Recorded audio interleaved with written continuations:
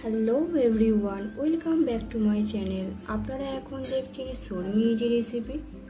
সঙ্গে আছি আমি শর্মিলা। আর আজকের ইজি রেসিপিতে আছে মটনের পাতলা ঝোল। মটনের অনেক রেসিপির মধ্যে এই পাতলা ঝোলটা কিন্তু আমাদের সবারই খুবই প্রিয়। আর এই পাতলা ঝোলের মধ্যে যদি একটি মশলা অ্যাড করা যায় তাহলে তো আর কোনো কথাই নেই। আর মশলাটি জানার জন্য ভিডিওটি পুরো দেখতে থাকুন, আশা করি আপনাদের খুব ভালো লাগবে।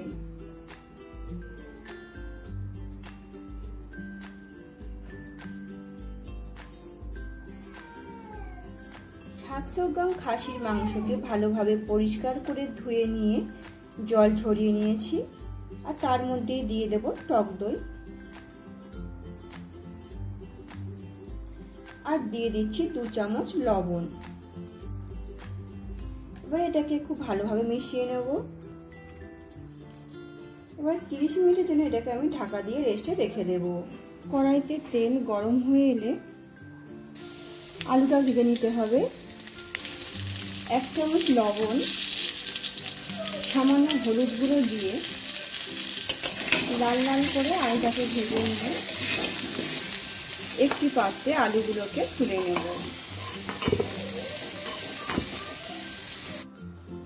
আরও একটু তেল দিয়ে দেব। তেলটা গরম হয়ে এলে দিয়ে দিচ্ছি গোটা গরম মশলা আর 2টো শুকনো লঙ্কা।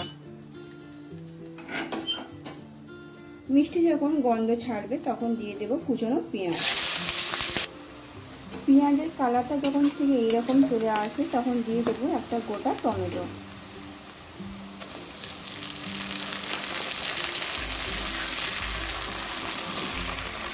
টমেটো কুচিতে দিয়ে ভালো করে এটাকে কষিয়ে নিতে হবে। টমেটো পুরোপুরি পেঁয়াজের সাথে মিশে গেলে দিয়ে দেব রসুন বাটা।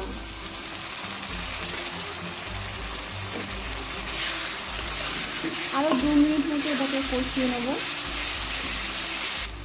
2 মিনিট পর দিয়ে দিচ্ছি 1 চামচ আদা বাটা। মশলা ততক্ষণই কষবে যতক্ষণ না তেল ছাড়ে। মশলাটা যাতে পুড়ে না যায় সেজন্য আমরা এখানে অল্প পরিমাণ জল দিতে পারি।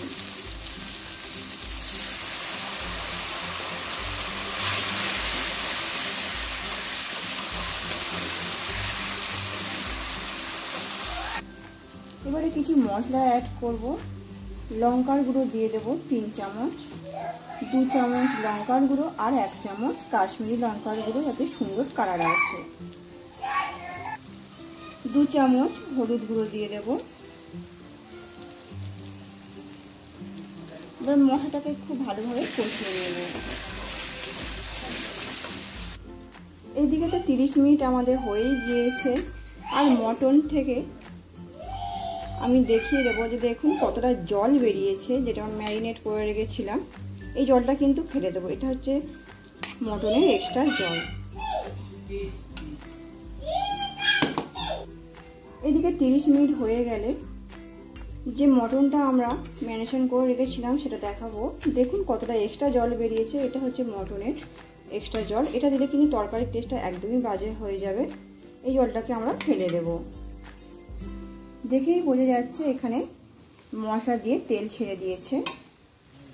এবারে মটনগুলো দিয়ে দেব।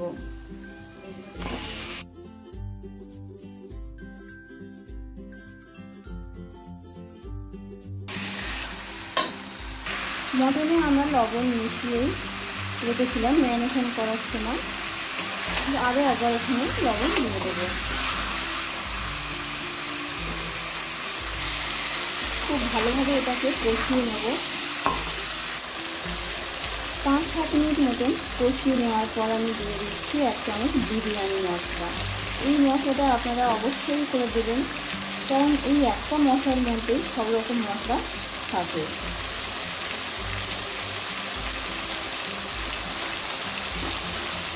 আর দিয়ে দিচ্ছি 1 চামচ মিট মশলা।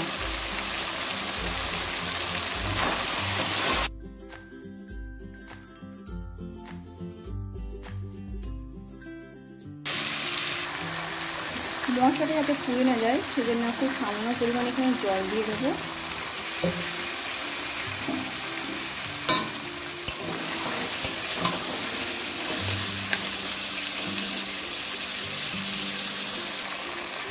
টোটাল 10 মিনিট মতো কষিয়ে নেওয়ার পর দিয়ে দিচ্ছি আলু।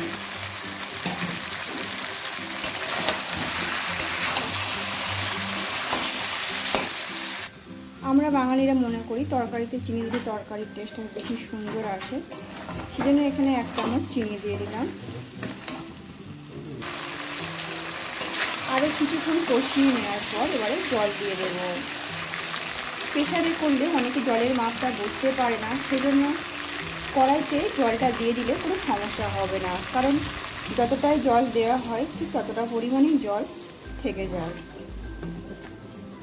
সেজন্য আমি এখানে কড়াইতে জল দিয়ে দিলাম। আমার কতটা পরিমাণ জল লাগবে সেটা এখান থেকে আমি বুঝে নেব।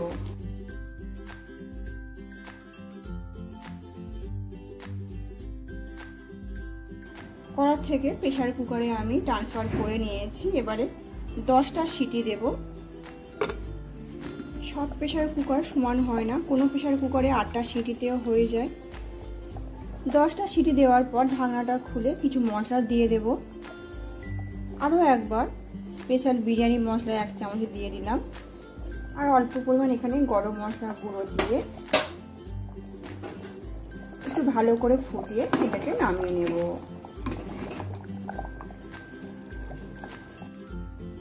মটনের এই পাতলা ঝোলটি সার্ভ করার জন্য আমরা একদমই রেডি।